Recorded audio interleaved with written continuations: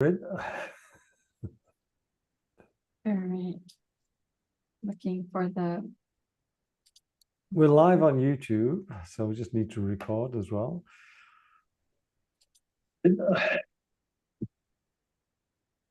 Hi, everybody. It's JacQueline with intuitionpower.com with my guest co-host, Stuart Elliott from JacQuaeline, China. I'm calling in from Reno, Nevada, USA. Welcome to the Hi, show. everyone. How was your week? Interesting. And today is the 4th of April over here, and it's a very special day. It's called Qingmingjie in Chinese, or Tomb Sweeping Day. So it's where people go and pay respect to their ancestors, and it's a public holiday and a big thing because ancestors are very special.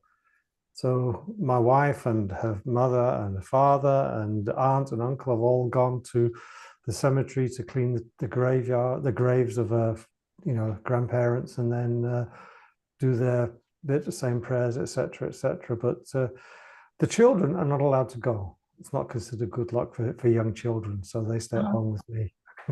So it's a big thing. That's awesome. It's I don't know if we have anything equal to that. Memorial Day. No. Yeah, I mean, I think it's more of an Asian thing that well, I suppose in Africa they do similar things as well, but I never noticed it in the UK when I was living there. Yeah, I had this week Jose up up up hard for me to explain.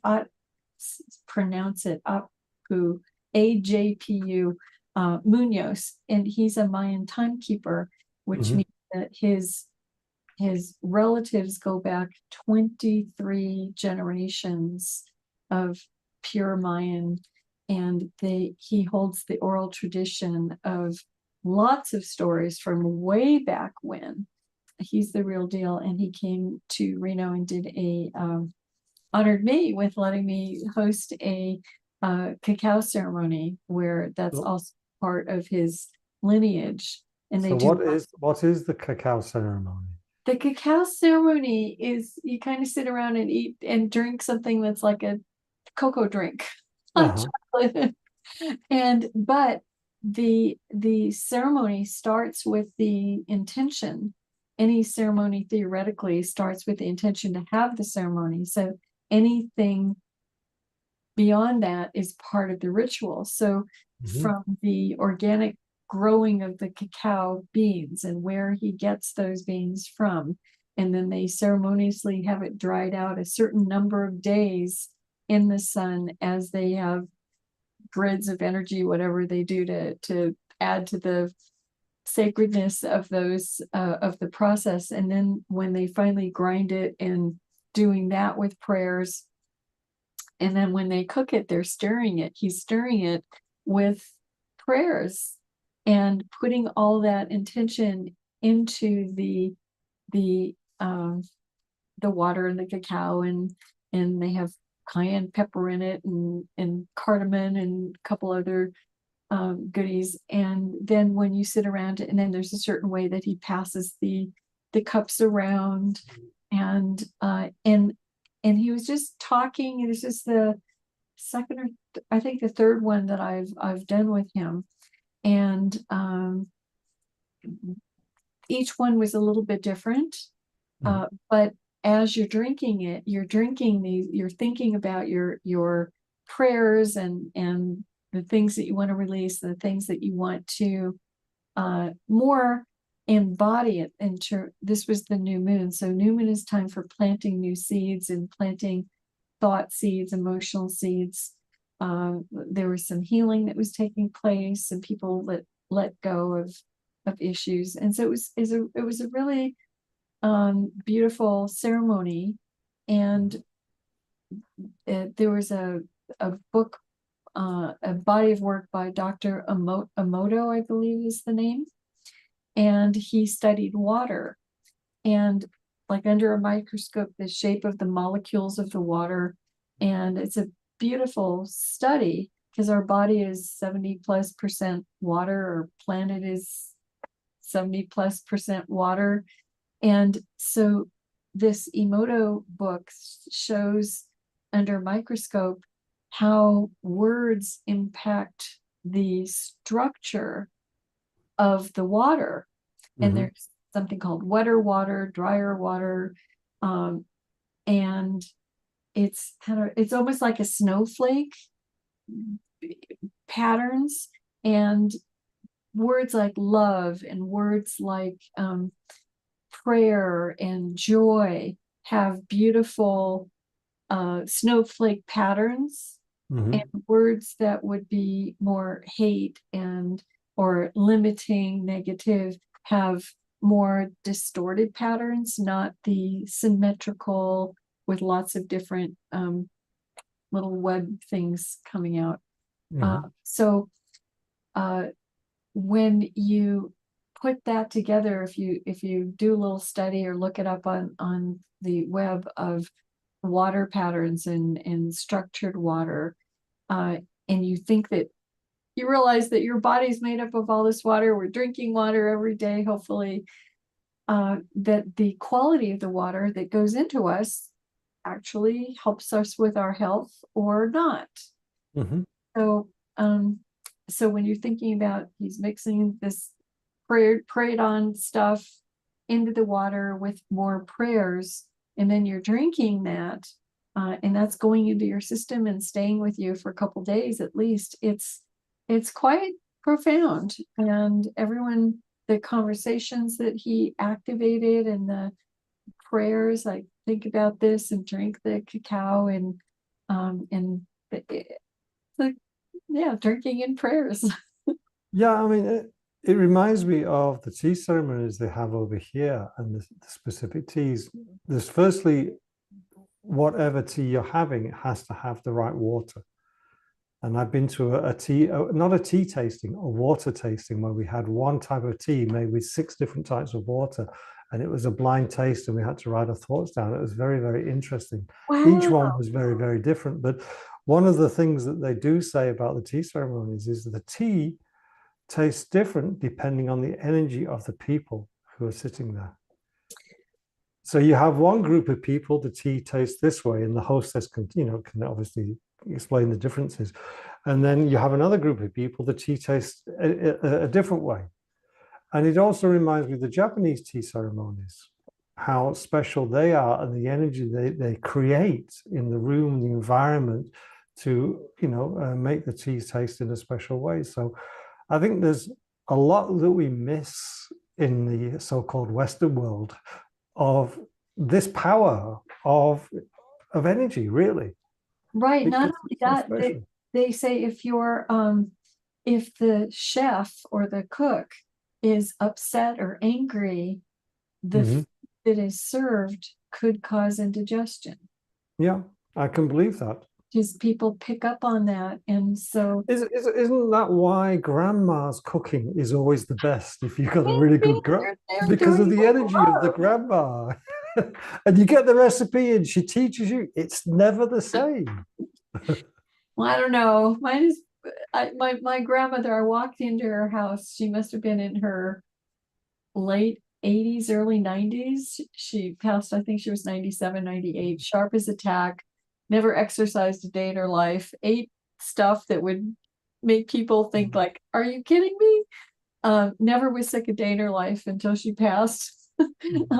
And I walked into her house. She lived across the country, and I walked into her house one day, just got direct from the airport, and hi, Grandma. She's in the bedroom. She yells out, I'll be out in a minute, but I set up everything in the kitchen. Go make knedlach. I want to matzo balls. I want to make sure you know how to do it right. Yeah, well, I mean, I can remember when I was a young child, we used to go visit my grandma in London, and she always made this steak and kidney with a pie crust, separately, but put them together afterwards. And no matter what my mother could do, she could never make it the same. It was always special. She had all the ingredients, everything else, but it never tastes the same. So there was something about the grandma's energy. Well, she passed it down to my mom. My mom passed it down to me. I got it from both of them, and we were really well trained. And one of my sisters, actually, we would go, well, how much when you make this, how much salt or how much? Oh, you Yeah. just take a I don't handful, know, you throw it in. right? And so my sister, one of my sisters actually went there. She moved near her, and I don't know how many months it took, but every time she was cooking, she ran over and she said, "Don't throw it in the pot, throw it in the measuring cup." And she actually made a recipe book from my grandmother's cooking, which Yeah, well, I mean, the correct. good chefs, they don't measure, they just know, don't they? Right. Yeah. And I've You gotten to a place where I've been able to, that's like kind of look over a recipe and just go, no, I just do it. know, And everybody loves all of my cooking, though. isn't that part of the power of the intuition of the chef? And trust. And Yeah. and that's the thing. If you have doubt, if you're um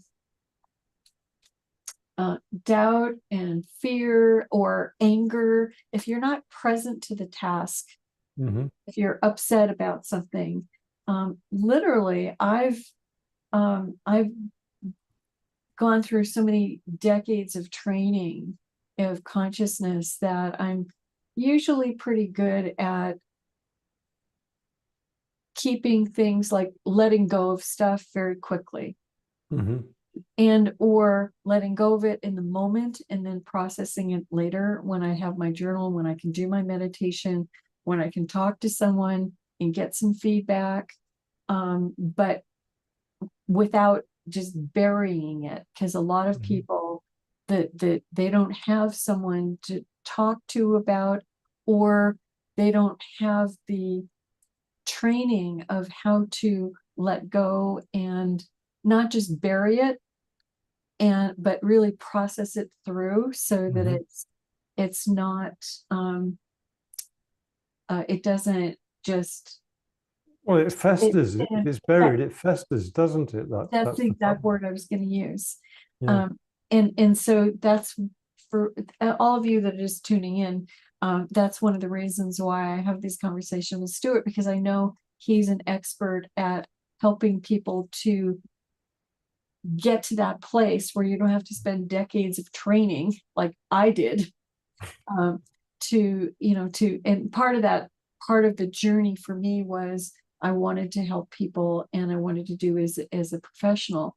So I went into that work. And so we get to go through a lot of the issues that we can help other people with. And so, but Stuart is exceptional. Of all the thousands of people that I've interacted with, because I had a radio talk show, a weekly talk show in Los Angeles for almost 8 years. And so I've had the opportunity to chat with dozens, if not hundreds, if not thousands of people in my career traveling and interviewing people.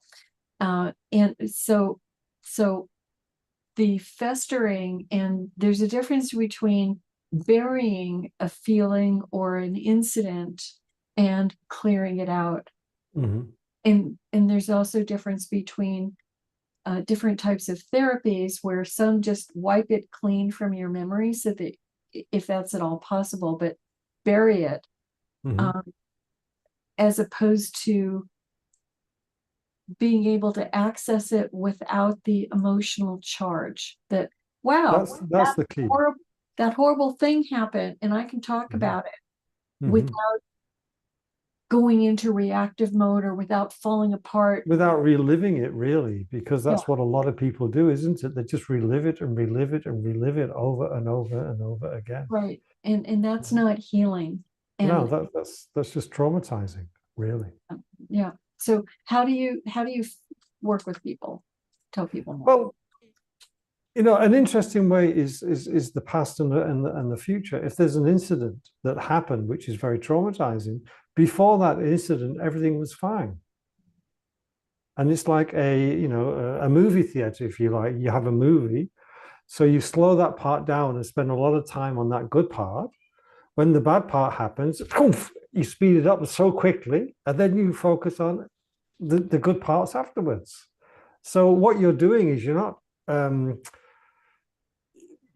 we have these incidents, these traumatic incidents, we focus on the incident itself. We forget about the before and the after. And what we're doing is diminishing it.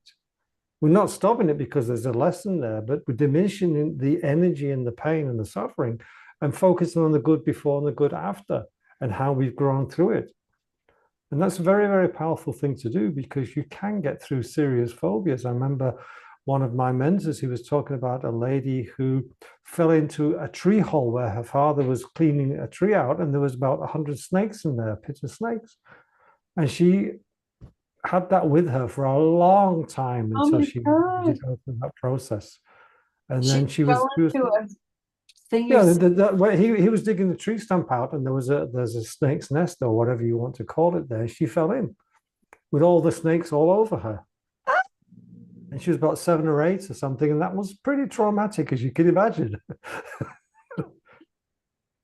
So she was able to clear that whole thing, which had plagued her for her, 30 odd years by that process, by going back before everything was okay, speeding up, and then everything was okay afterwards, and all the things there. So it's it's very effective. It takes a little bit of time and work and effort, but it is. Yeah, I had a friend in New York, and he came in for some business. He was a rep in an ad agency, and so he'd do a lot of flights often all over. And we met for a drink, and we're sitting there, and I'm becoming an alcoholic lately. And I said, what's the problem? And he says, I don't know. He said, just in the last couple of months, I when I go to get on a plane, I can't get on the plane without having a drink because I'm freaking out. I don't know why. And then I have to drink on the plane. And then when I get to my destination, I'm theoretically supposed to go into a meeting. And these are top corporate executives. It was the third largest ad agency in the world. And he was a high level deal maker. And he says, now what happens is I have to go in a day ahead of time so I can dry out so that I can sober up and do the meeting. And he goes, I don't know what the problem is. And so I literally took him through a little hypnosis thing, and we talked about it. He goes, no, I've never had a problem. No, no, no, no. Well, within I think 12 minutes of a hypnosis thing, all of a sudden he like, oh, I said, what is it that you're experiencing? He says, he was in the Air Force when he was a teenager, and his right out of boot camp, the first when he got to the airfield, the real life airfield, the first day there was a plane crash, and they assigned him to go into the crashed airplane and pull out the burnt dead bodies. Mm-hmm. That And can be devastating. yeah, and he completely blocked it out of his memory Mm-hmm. consciously. And until we got into that, I don't even know how we got into that quickly. But when he came out of it, and we did some processing to clear it out, and when he got out of it, he says, I can't believe, because I asked him, have you ever been in a close miss in an airplane? Mm-hmm. Do you know any friends or anybody that's been in a, thing like that? And he goes, no, no, no, no, no, no, no, nothing, nothing, Yeah. nothing, nothing. And then so when he came out of it, he goes, I can't believe I completely forgot about that Yeah. incident. And But we the were energy was still there, wasn't it? The energy of that experience was still there, and that was the and problem. like 30 years later is when it Yeah, popped up, yeah, and it was very unconscious, and it was very devastating to him, and he was losing his job, a big job, yeah, because and turning into an alcoholic. And and not even knowing what the problem was. right, and it was a one-off session.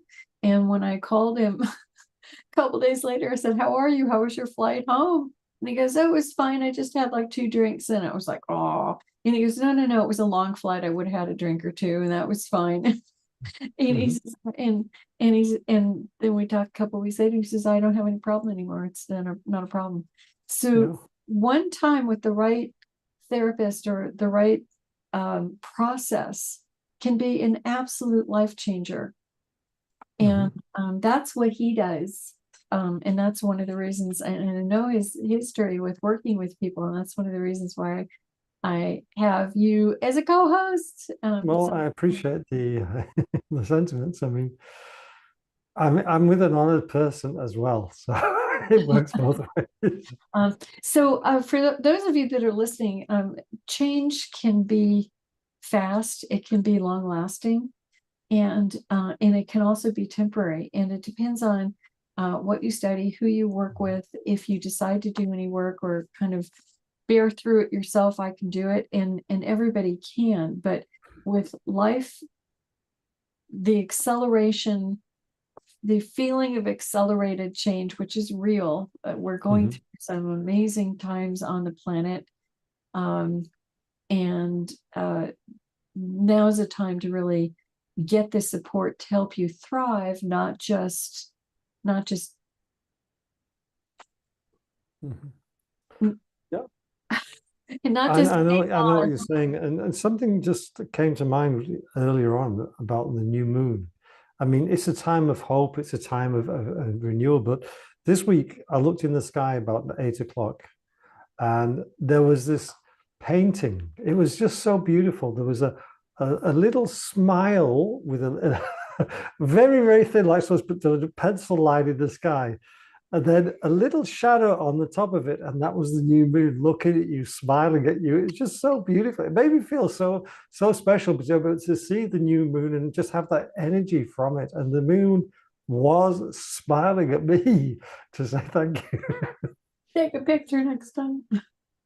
Yeah, well, I didn't have a phone or a camera with me. I just looked out and saw it there. So it's a special time. You were on the planet in this year and age without a phone on you. It's like, I go out often without the phone. I don't want that thing tied to me. more people should do it more often. You must be like, it's a tool. It's not something that takes over our lives. That's my feeling anyway. I wish more people would think that way. Yeah. So I want to thank you all for listening. Please press the share button and leave some comments, and we'll be happy to get back to you. And we're actually thinking about diving into, there's a what would you call it? Think and Grow Rich classic. It's more than a classic. I think it's as much as a way of life, if you allow it to be, because it's just so special. It's one of the all-time special books. That's all I can say. I think everybody needs to read it. And we were talking about it. There's the regular book, Think and Grow Rich, and then there's the book that it was actually the giant one, the giant version, The Laws of Success. The Laws of Success by about 1,200 pages or something, isn't it? Yeah, it's a big book. So we've been talking off camera about the possibility of diving through it week by week, and that might be helpful. So if you think that would be of interest to you, just to get the synopsis and the reminders on like little things, a lot of people charge classes for what we're thinking about doing, but this is really a good time to. Yeah, and I think as much as anything else, it's okay to read, but it's an application of knowledge which is important. So we'll be looking at ways that we can apply them and make them really pertinent for us and everybody else in their life. So if that sounds good to you, put a smiley face or a thumbs up in the comment. Yeah, just like the new moon. And if anybody's interested, Stuart every month puts up a couple of free consultations. It's a 1 hour, not just what do you need, but actually work. I've experienced it, and at the end, I have to say I was more clear and felt lighter about the challenge that I was facing.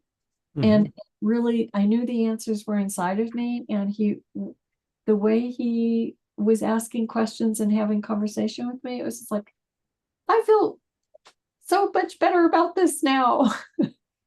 So thank you. And so anyway, it's a complimentary process that he's offered to a few people every month. So go to his calendar at coachstuart.com.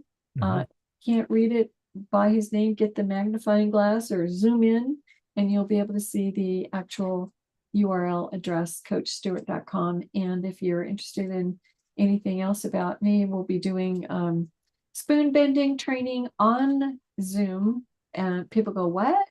Yeah. I teach people how to bend metal with their mind, and it's doable. It's an ability that we have. And why do that? Because you can. And if you can do that, when you actually